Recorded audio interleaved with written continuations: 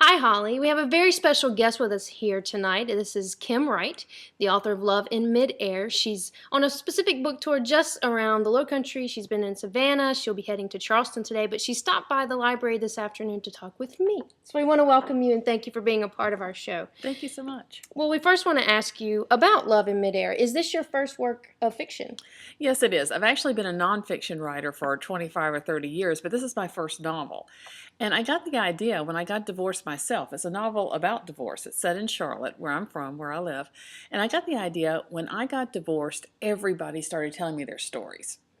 I became like the person it was safe to talk to, and I just became like the repository of all these women's stories, and I started writing them down, keeping them in journals. So this book actually evolved out of what I thought was originally going to be a nonfiction book, because I was a nonfiction writer. So I kept all the journals thinking, well, this would be a great nonfiction book, and at one point, I'd been away from them for a while, I pulled them out and looked at them and thought, I think this is a novel. Very good. Well, Publishers Weekly definitely agrees with you.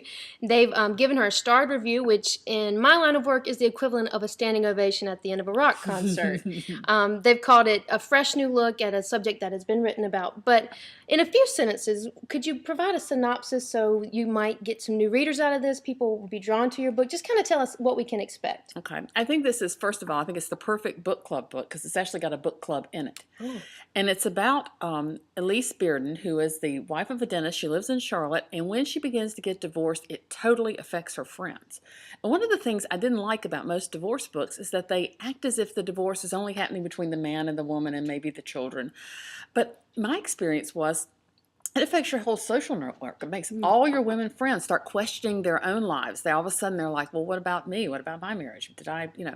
Am I really that happy? Did I settle too quickly? And so in the course of the novel, it's not just about Elise's journey, but also about how her decisions impact her very close group of female friends. Very interesting. We may even have to consider that for our next book club selection. We do have copies in the library, so if you're interested, you can log on to the library's website and place yourself on hold for Love in Midair.